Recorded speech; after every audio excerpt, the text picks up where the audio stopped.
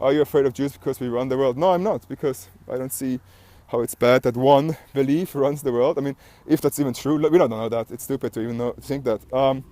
But let's pretend that one belief did that. The belief itself is not bad, and belief itself doesn't dictate a human being. It's still a human being, despite the belief. And I have hope that every human being has humanity inside of them. You're saying Jews have more opportunities? No. That's something that often people use as an excuse. If you come from a certain belief, sometimes people think that it's a benefit, but I think it's up to you to create your own circumstances. You are exceptional. Can you speak about that? Not really, because you're categorizing a person by his belief or her belief, and I think that's so wrong. I think a belief is something that you use to get meaning in your life through different lenses. It's like a lens, a camera lens. But it's still up to you what you make with that belief. So I think there's black Jews, there's white Jews, there's Arab Jews, there is Mexican Jews. We cannot stipulate this, and we cannot project that one belief rules the world or is more exceptional. But Jews, the faith, Jewish people, I don't think that you can say that this person is clearly a Jewish person, or this person is clearly a Christian. Like, they have this and this and these features, that's a Christian. No, I'm pretty sure it's the person itself and the character which speaks. There's something different about Jews. We can agree on that. No, we cannot agree on that, I think. I think that, well, can we agree that the Jews are the first ones to use formal religion? And through the whole Abrahamic religions and theism, I think that Jews perhaps have positioned themselves very well in the old days because they were very intelligent, right? Like in the Middle East, in those parts of the world, that's where we have maths from, that's where we have the alphabet from. Like a lot of things were created in those circles, and maybe even the monetary system. So they have been very advanced. The Middle East was more advanced than Europe, like we were still in Stone Ages when they already were well advanced. And that's not only Jews. And we have to understand that at some stage there was no form, like Christians, Jewish and Muslims only exist since the last few thousand years. But there have been humans for way longer than that. They had their own belief and they had their own intelligence. So I don't think that a belief dictates that, but obviously culture and society dictates that. If you grew up in a belief where everybody supports each other, we're in a belief where we stick together and cooperate and make sure that our people from our belief will have the best life possible, then yeah, sure, you're going to be more successful. Because the others just don't cooperate. And it's the source of human success is cooperation. We always talk about dictating differences. We have wars and we discriminate against race, against religion, about gender. Like money differentiates us, religion differentiates us, gender, color. So, but all of these were social constructs of humanity. Like, they're not real things that differentiate us. And how have humans ever got power? Let's suppose, Jews, not the Jews, the people in that area had to. And yes, at some stage when the faith was created, then they were targeted, and therefore they had to create this resilience. They had to work together. Do you understand? Like, Jews had to work together to overcome hardship.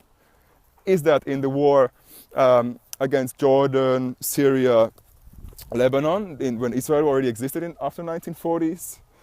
Or is that when Hitler came? Or is that when in the past there were slaughters? They had to work together, and that's why probably they have that sort of instinct to help each other, and maybe that's why they work together. But there is nothing to prevent other people to be the same. Like, there's nothing from me saying, okay, I'm going to get a group of 100 people and we work together and support each other, like, the best we can. We're also going to be more successful, probably. So I don't think we can talk about a faith as being better than another. I think that some actions are better than others, but that's it. I don't think it's the faith that, there's good atheists and bad atheists. There's good Muslims and bad Muslims. It's good Jews and bad Jews. So, luck? Yeah, look, we could say that people have luck or there's no luck, but that's again just giving blame or giving power to something else. We can stop giving power to something else by saying, well, even if there is luck or no luck, even if Jews are better or not, even if Muslims are better or not, like whatever you believe, despite that fact, we still live in this world. we still, even if there is luck and you have had luck or you have not no luck, it doesn't matter. What are you going to do about it? Like, let's suppose there was luck and you were the only one who had no luck. Your life, you would think, sucks, right? You'd be like, oh shit, why is it so unfair? I have no luck. All these other people are privileged. Either you then become depressed, sit in a hole and you fail in life and die. Or you say, okay, despite that, I'm going to try extra hard and make my life and my mark. And most likely, you're going to be way better off than some kid who is spoiled because he never or she never had to work or take responsibility and action in their life. There is nothing that you're going to achieve if you don't live in the present moment, take responsibility and be proactive. Like, look at anyone who ever was successful. Don't worry if you're different, or don't worry if you fit into the norm. Don't worry if you're lucky or if you have the right religion. It's not about that. It's about who you are, how you take, stop giving other people power over you. Stop giving your mind there's so much power over you. You're not just a human being. Even you have a responsibility to take charge of this life. You have a certain amount of birth you can make of this wonderful air, right? Someday you're not going to. So enjoy every moment. Enjoy that, for example, right now it's fucking cold, but I enjoy it because I at least feel it. I'm alive. Like, thank fucking God I'm alive. What's the chance of me and you being alive? 1 in 400 trillion. No, don't worry so much whether you are a chosen one or whether you are better off or worse off. Don't blame your color. Don't blame society. Don't blame businesses or those elite bankers. Don't blame the Illuminati. Take responsibility and blame yourself. Because even though maybe it's unfair, the only way you're going to do it is by taking action. Let's say your mission is to change the system, then take action. You're just complaining and talking about it is not going to make a difference. And we all chosen, yeah, definitely. We all chose to be us. We all chose to be here. So we all have our own purpose and passion. And I find it sad to see when I walk around so many people not being aware what their purpose and passion is. So many people just walk and live through life and they just think that, oh, I'm just this human being, all I need to do is money and all I need to feel, it's like I can tick off these boxes of a to-do list for a normal human being and then I'm a great person. No, because inside of you, you're still not going to be content. You're going to have to really look inside of you and be happy. You're going to have to really take it on and feel that you are living your purpose and passion. For otherwise, what is the point of living? Like, you will die. All of the physical accomplishments are gone. Stop living for your physical self and start looking what you need inside of yourself. Start looking at the change you can bring for future generations. Start looking at what you can do, something that's going to stay forever. Like, how can you make your mark, your impact? Don't be mediocre. Don't accept to be average.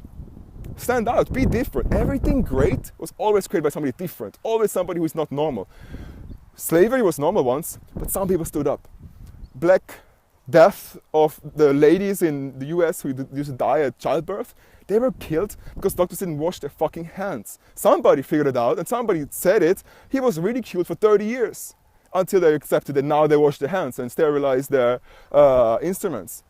At some stage, it was crazy to consider that religion might not be true and atheists were burned alive. Gay people were killed and still are, or now they can marry. Like, at some point, we need to take action. The only way ever anything changed was when somebody stood up and said, wait, no, let me stand out of being normal and let me take action. Because until somebody takes action and makes a difference, what is normal is not new, it's just the old stagnant self. And that's what I often say with school is the problem, because it fosters us to be normal, to fit in. When you are different in school, you are being punished. You're ridiculed off from your peers or your whatever, from your teachers. You're not understood, you're not supported, right? And what school, I feel, does is it's an old system, and we have to adapt to that system. The system does not adapt to us, but in business, in medicine, in everything else, the system adapted to us, to the new findings. Whereas the school system is still very much relying on old systems, and we have to, our new selves, our newer versions have to go through 8 years of very intensive, and then later on we can be a bit more independent in higher up school, we are being told what to do by a system that is outdated. So I do have issues with education. I do think everybody needs education. I definitely think education is good. But I do think that there's other ways to examine whether somebody is smart or not than through exams or through a multiple choice quiz. Or, I think there's definitely different approaches to take. But that's not really matter of what I think. But I just really want you guys to understand that it only takes one to make a difference. Because, you're like, oh, but, there are so many people fighting against sexism in the US or black rights or whatever. Yeah, but there was still at some stage the first person to have that thought and inspire others. Or, yeah, if you complain that your life is not as good as somebody else, think about it. There has to be one person of those 7 billion something people who is the worst off, like the last on the food, like the worst. There's always on a scale the worst and the best. As long as you're not that person, stop complaining. You have so much. Compare yourself with the worst life you could have had, and be grateful for that life that you do have. Because right now you have a phone, you have internet, you can hear me, you can see me, you have probably a house, you probably have some clothing on your back. You're so gifted, you're so lucky. So realize you're 1 in 400 trillion. Don't be scared. You're gonna die. Be okay with that. And live a little bit, okay? And it's so windy and rainy, so I'm like running away and I'm gonna go home. But yeah, peace out. Thank you so much for watching.